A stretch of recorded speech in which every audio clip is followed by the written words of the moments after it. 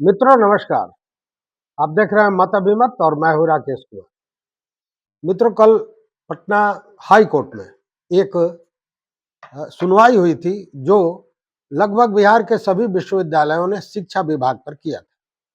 कारण ये था कि जो अकाउंट्स क्लोज कर दिए गए हैं, सैलरी बंद कर दिए गए हैं, अकाउंट्स को फ्रीज कर दिया गया है, इसी को लेकर इसकी सुनवाई 1 तारीख को भी हुई थी और कल 3 तारीख को भी। और कल मैंने इस पर बृहद रिपोर्ट भी दिया था कि किस तरह जो ये आदेश था जिसके तहत सारे अकाउंट्स को रोक दिया गया था, उस आदेश को हाई कोर्ट ने निरस्त कर दिया था तत्काल प्रभाव से। अब इसकी अगली सुनवाई 17 तारीख को होनी है और इसी बीच में एक प्रपोजल गया था न्यायालय के समक्ष इस तल्खियों को दूर करने के लिए कि जिसमें राज्यपाल के अधिवक्ता और बिहार सरकार के महाधिवक्ता ने कहा था कि इन लोगों की एक बैठक बाहर करा ली जाए और इन बातों का निर्धारण कर लिया जाए। इसको लेकर 6 तारीख को मौर्य होटल के कौटिल्य सभागार में एक बैठक बुलाई गई है 11 बजे से और इस बैठक में सभी विश्वविद्यालय के कुलपति होंगे, कुल सचिव होंगे, परीक्षा नियंत्रक होंगे और वित्त पदाधिकारी होंगे। साथ में शिक्षा विभाग के सभी पदाधिकारी होंगे और के पाठक जो अपर मुख्य सचिव है वो अभी शामिल होंगे। हालांकि एक इसमें बात की गई है कि वो जो नाक की लड़ाई चलती है संभवतः इसी के चलते या और भी कोई नियम परिनियम हो सकते हैं कि कोर्ट ने कहा कि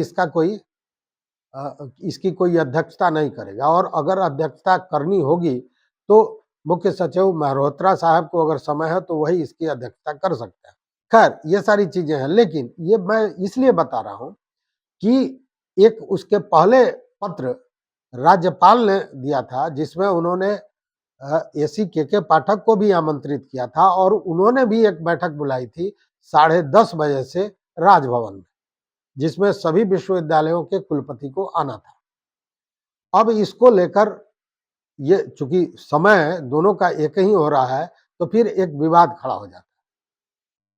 इसको लेकर फिर कल राज्यपाल के जो प्रधान सचिव हैं रॉबर्ट एल चोंगथू, उन्होंने एक पत्र सभी विश्वविद्यालय के वाइस चांसलर को भेजा है और इस पत्र में बाकायदा कहा गया है कि जो with respect of subject of reference mentioned above, I am directed to inform that in view of the order dated 3/5/2024 passed in CWJC number 7084/2024 Magad University versus the State of Bihar and others, and other analogous cases, copy of court order enclosed.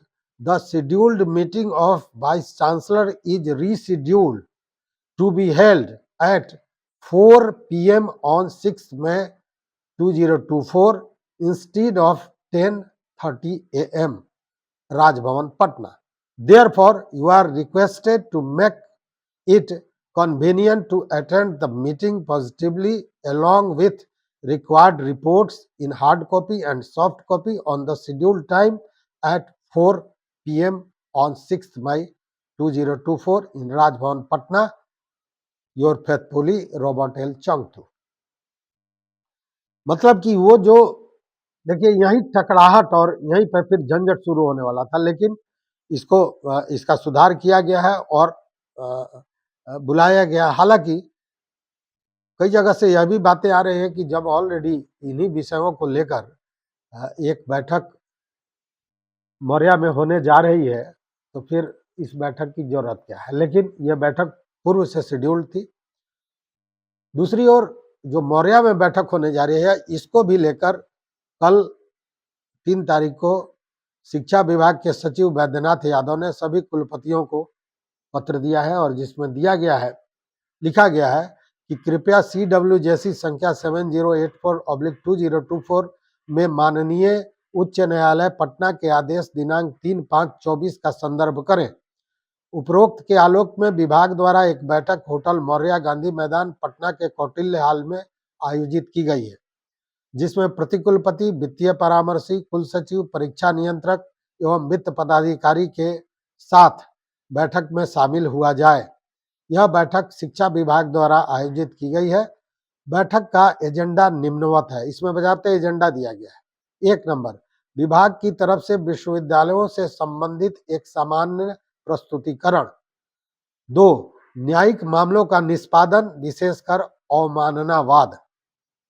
3 वित्तीय नियमावली BFR/GFR पर उन्मुखीकरण। 4 अकादमिक calendar एवं परीक्षा फल प्रकाशन पर चर्चा। 5 वार्षिक बजट। 6 विश्वविद्यालयों के आंतरिक स्रोत की राशि की उपलब्धता, संबद्ध तरीके से निधि के महत्तम उपयोग हेतु कार्य योजना पर चर्चा। 7 विभाग द्वारा विश्वविद्यालय एवं महाविद्यालय के कार्यों को सुगम बनाने हेतु निर्णयों पर चर्चा। और 8 में अन्य।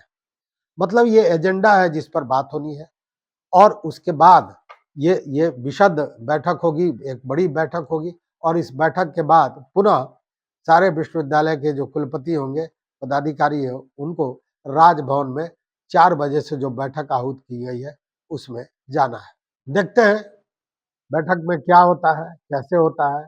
दोनों बैठक क्या पहली बैठक 4 बजे तक समाप्त हो जाती है, क्योंकि जो एजेंडा है उससे तो ये लगता है कि 11 बजे से 4 बजे तक में ये बैठक, क्योंकि बीच में अवकाश भी होगा, निश्चित रूप से भोजनावकाश, उस स्थिति में कर पाना संभव होगा नहीं होगा, देखने वाली बात होगी। तो इस वीडियो में बस इतना ही। देखते रहिए मत अभिमत। चैनल पर नए हो तो निश्चित रूप से सब्सक्राइब कीजिए, लाइक कीजिए, दोस्तों के साथ शेयर कीजिए और अपना विचार जरूर दीजिए। बहुत बहुत धन्यवाद। बहुत बहुत धन्यवाद।